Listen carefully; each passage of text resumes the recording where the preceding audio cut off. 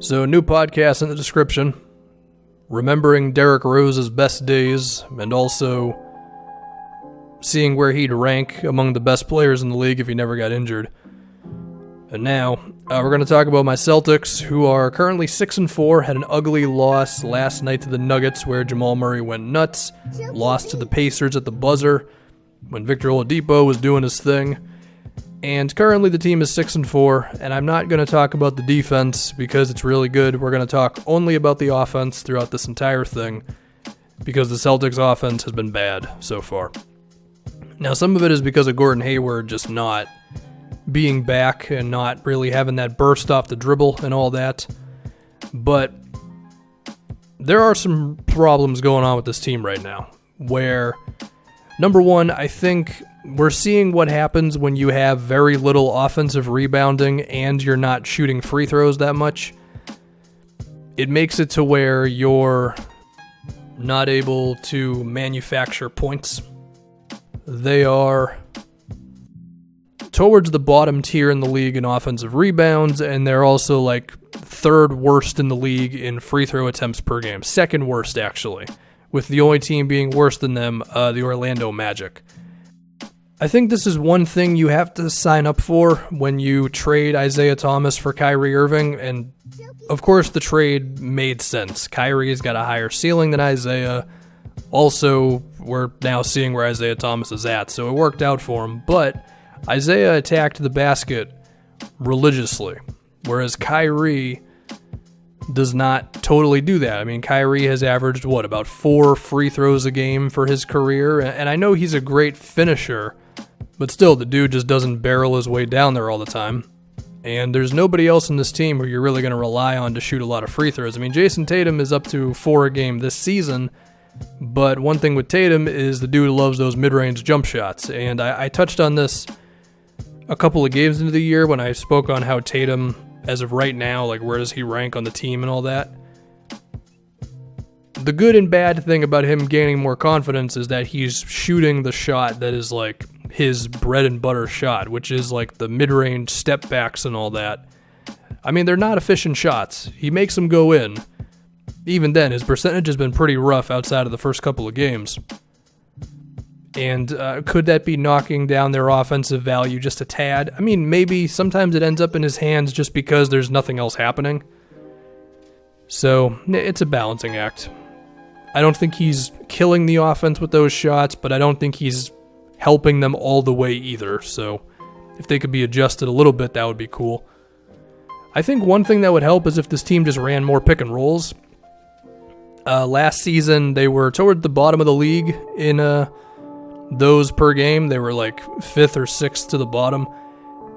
I mean, the Kyrie and Horford pick and roll, pick and pop, whatever, it's still really difficult to defend. I mean, those two have such good chemistry that you might have to go to that a few more times a game because, of course, with the Brad Stevens offense, it's a whole lot of passing and, the same thing I say every time.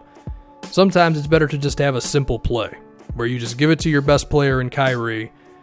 You have, Horford is, their third best offensive player, I would say. The spacing and passing and everything he gives you. It makes sense to have those two run a play together. So perhaps a few more of those a game would be huge and would really help this team get going. The other problem is that there's a mental side where some dudes are clearly not comfortable, Jaylen Brown being the biggest one.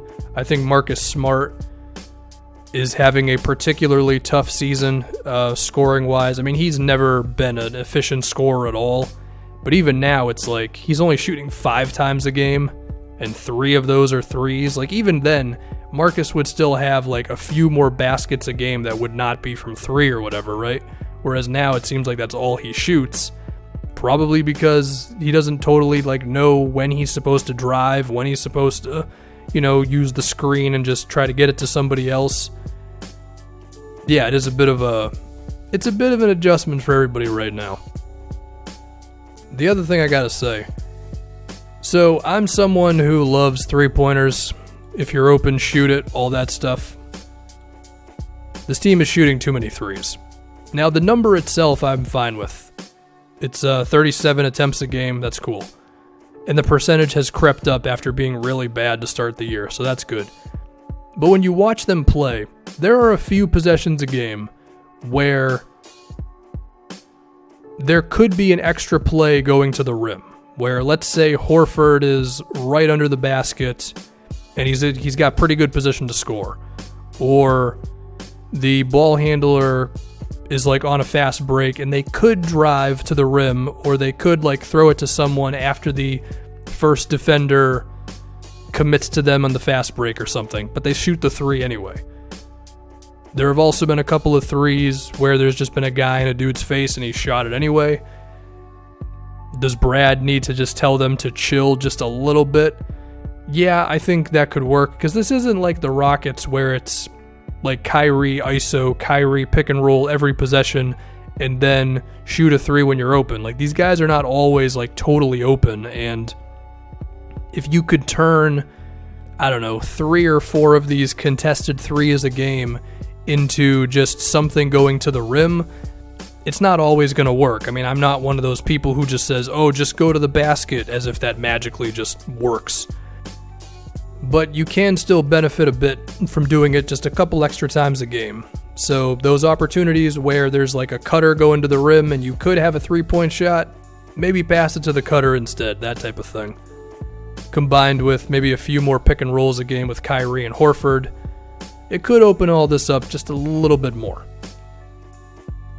The other thing to talk about is, should this team look to playing Jaylen Brown a few less minutes until he can figure out his situation? Because the dude is all the way confused right now. Like, he really does not know his place in this offense. Well, I mean, he's already playing 1 less minute a game than last season, and I think Marcus Smart or Terry Rozier could end up overtaking him if his struggles continue, because, like, at least Rozier's making his threes. I think Rozier sometimes takes some ill-advised shots, but if he's going to knock down his outside jumpers, then bare minimum he can just be a floor spacer, whereas Jaylen can't even do that right now. Maybe Marcus Morris ends up overtaking Jaylen's minutes. I mean, they're playing about the same amount of minutes right now anyway. Now, I'm not saying that they should start over Jaylen, because, I mean, clearly he has the highest ceiling among all the guys I'm mentioning right now. And this is only a 9-game skid, whereas last season he was pretty legit. So I'm not saying panic, but I'm saying, could you adjust the minutes just a little bit and it could end up having a positive impact? Yeah. Or maybe it won't work and I'm just full of crap on that one. So clearly the Celtics are my favorite team. I act like the Nets are, they're not. The Celtics are my team. And even so, I am a little more fearful of this situation than I am like when I was pro Rockets a few days ago, because the Rockets' problems were like suspensions and injuries and stuff, whereas the Celtics just don't totally click. And I fear that this could be a thing that fixes itself but doesn't really fix itself. I don't know. It's going to be a process. Hopefully it goes better than the 2K gameplay for this. So yeah, I think I'm done. New podcast, Derrick Rose, and I don't remember what else.